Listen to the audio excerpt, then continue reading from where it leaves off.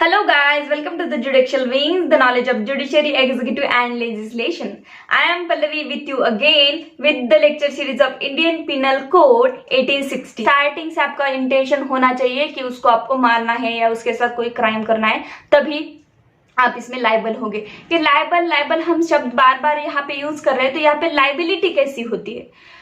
तो पहले तो हम जानते हैं कि लाइबिलिटी का मतलब क्या होता है। लाइबिलिटी मतलब अगर मैं आपको कुछ नुकसान पहुंचाती हूँ तो मेरी ये लाइबिलिटी है कि मैं आपको डैमेजेस भर के दूं उसके, यानी कि मैं अगर कोई क्राइम करती हूँ तो मेरी लाइबिलिटी ये बनती है कि मुझे अब पनिशमेंट मिलेगी। ठीक है, उसके बाद है जॉइंट लाइबिलिटी। यहाँ पे ये सेक्शन डील जॉइंट लाइबिलिटी से भी करता है, सेक्शन विकैरियस लाइबिलिटी से भी डील करता है, जबकि विकैरियस लाइबिलिटी क्रिमिनल में नहीं होती। फिर भी यहाँ पे कहा गया है वर्सेस स्टेट ऑफ यूपी के केस में कहा गया है कि विकैरियस लाइबिलिटी रिकॉग्नाइज करती है। जैसे कि कोई भी अगर पर्सन कुछ रॉन्ग करता है तो उसकी लाइबिलिटी बनती है। आप सेवरल पर्सन जाके भी कोई एक्ट कर रहे हो लेकिन आपका पार्टिसिपेशन है तो आपकी लाइबिलिटी वहां पे बनती है पनिशमेंट की। ये है विकैरियस लाइबिलिटी। अब ये सेक्शन जॉइंट लाइबिलिटी से भी डील करता है। जैसे कि दो पर्सन है, ठीक है, दो पर्सन है तो एक पर्सन ने क्राइम किया और एक पर्सन को पता था कि एक पर्सन ने क्राइम किया और दूसरे पर्सन को पता था कि हम क्या कर रहे हैं, क्यों कर रहे हैं, और वो असिस्ट भी कर रहा था, मदद कर रहा था, तो वहां पे भी जॉइंट लाइबिलिटी यानी कि दोनों को सेम पनिशमेंट मिलेगी।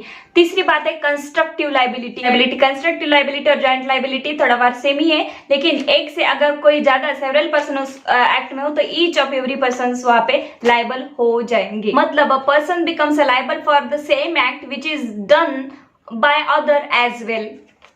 उसके बाद इस सेक्शन के कुछ इंग्रेडिएंट्स है जो कि अब हम पढ़ लेते हैं। जैसे कि इंटेंशन के बिना तो आईपीसी है ही नहीं, बट इंटेंशन को आईपीसी में कहीं भी डिफाइन किया गया नहीं है, बस यहाँ पे ही कॉमन इंटेंशन को डिफाइन किया गया है। और कॉमन इंटेंशन भी कैसा होना चाहिए? क्रिमिनल होना चाहिए, यानी कि ये क्रिमिनल एक्ट जो है वो क्या है इस सेक्शन का इंग्रेडिएंट। उसके बाद done by a several person. Done by a several person मतलब एक से ज्यादा, यानी दो कम से कम यहाँ पे पर्सन होने चाहिए। एक पर्सन ने, हर एक पर्सन का इंटेंशन सेम होना चाहिए, सेम मैनर में उन्होंने ये एक्ट करना चाहिए। पर्सन इज लाइबल, हर एक पर्सन इस सेक्शन में लाइबल हो जाएगा, भले ही कोई अकेला ही वहां पे किसी का मर्डर करके आए, कोई मैटर नहीं। लेकिन अगर एक पर्सन क्राइम करता है तो उसे कॉमन इंटेंशन नहीं माना जाएगा, उसे तो इंडिविजुअल लाइबिलिटी मानी जाएगी। जिसने क्राइम किया है उसको पनिशमेंट होगी। तो यहाँ कॉमन यानी कि दो या दो से ज्यादा ही पर्सन यानी कि सेवरल पर्सन होना जरूरी है, और सबका पार्टिसिपेशन इन क्रिमिनल एक्ट होना जरूरी है। कॉमन इंटेंशन का जब सेक्शन लगता है तो बर्डन ऑफ प्रूफ प्रोसिक्यूशन पे होता है कि वो पर्सन कॉमन इंटेंशन में शामिल था या नहीं। ये सरकारी वकील को, ये गवर्नमेंट को यानी कि प्रोसिक्यूशन को प्रूव करना होता है कि ये जो पर्सन है इसका कॉमन इंटेंशन उस ऑफेंस में था। उसके बाद हम कॉमन इंटेंशन और सिमिलर इंटेंशन का डिफरेंस जान लेते हैं। अब मैं आपको एक एग्जांपल दूंगी, वहां से आपकी कंसेप्ट पूरी क्लियर हो जाएगी कि what is a common intention और what is a similar intention. देखिए, एक राजा है, राजा बहुत क्रूर है। प्रजा चाहती है कि हम सब मिलके राजा को मार दे, ठीक है कि नहीं? प्रजा तो बहुत बड़ी है, लाखों में प्रजा है, वो चाहती है कि हम सब मिलके राजा को मार दे। उसके बाद क्या होता है, कुछ लोग, एक 4-5 लोग क्या होते हैं, एक प्लानिंग बनाते हैं, प्री मीटिंग करते हैं कि कैसे मारना है, क्यों राजा को कैसे मारना है, कब मारना है, और वो लोग जाके राजा को मार देते हैं। अब क्या हुआ, वो जो 5 लोग थे प्री प्लानिंग करने वाले, वो कॉमन इंटेंशन में आते हैं, ठीक है कि नहीं? और सभी प्रजा जो है वो सेम इंटेंशन यानी सिमिलर इंटेंशन में आती है। मतलब लाखों लोगों का ये इरादा हो आपको मारने का, तो लाखों लोगों को पनिशमेंट नहीं हो सकती। भले उनका इंटेंशन सेम था लेकिन उनका पार्टिसिपेशन उन एक्ट में, उस ऑफेंस में नहीं था। राजा को मारने के लिए वो लोग एक्चुअली में नहीं गए थे, एक्चुअली में कहीं भी उनका पार्टिसिपेट नहीं था। तो जिनका पार्टिसिपेट नहीं होता है उसको सेम इंटेंशन कहा जाता है, लेकिन उनका इंटेंशन था लेकिन उन्होंने मारा भी नहीं, क्राइम किया भी नहीं, तो उनको सेम इंटेंशन में डाला जाएगा। और जिन्होंने एक्चुअल में क्राइम किया है या पार्टिसिपेशन किया है और क्रिमिनल एक्ट किया है तो उन लोगों को कहा जाएगा कॉमन इंटेंशन, उन लोगों का था।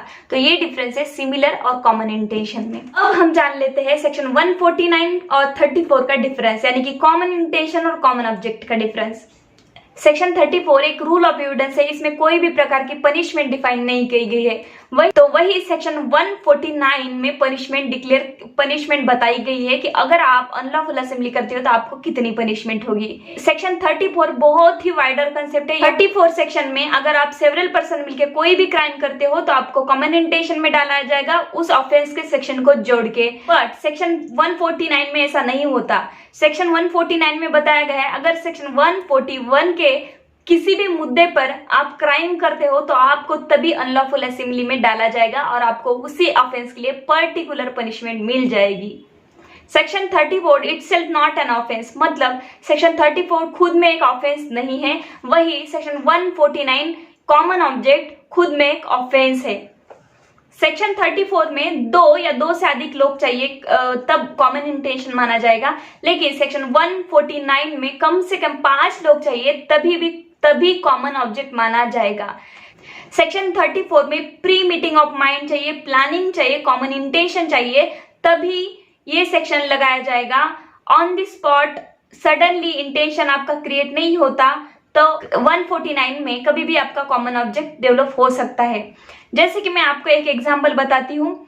कोई असेंबली चल रही है जो लीगल असेंबली थी, पहले एक पीसफुल असेंबली थी, लेकिन शाम के टाइम पे क्या हुआ, अचानक किसी ने अचानक अनलॉफुल मीन्स निकाल लिए, एक हथियार कुछ निकाल लिए और उसको अनलॉफुल कर दिया। तो वहां पे जितने भी लोग हैं, ठीक है कि नहीं, जितने भी लोग हैं वो अगर वहां पे रहते हैं उसके बाद भी वो पता चल गया कि ये असेंबली जो है वो अनलॉफुल असेंबली बन गई है, उसके बाद भी वो कंटिन्यू करते हैं उस असेंबली को, तो वो एट द टाइम उनका जो ऑब्जेक्ट होता है वो डेवलप हो जाता है क्रिमिनल ऑब्जेक्ट, कि अब इसको हमें कंटिन्यू करना है या नहीं एट द टाइम, ठीक है कि नहीं। तो बाकी के जो लोग होते हैं जो कि पीसफुल असेंबली को ज्वाइन किए होते हैं, उनके ऊपर डिपेंड करता है कि वो वहां से निकल जाए या फिर उसको कंटिन्यू करे। अगर एट द टाइम वो कंटिन्यू करते हैं तो उनको अनलॉफुल असेंबली में माना जाएगा, और 5 से अधिक वो लोग हैं तो उनको 149 का सेक्शन लग जाएगा और वहां पे पर्टिकुलर पनिशमेंट भी दी हुई है, वैसे कि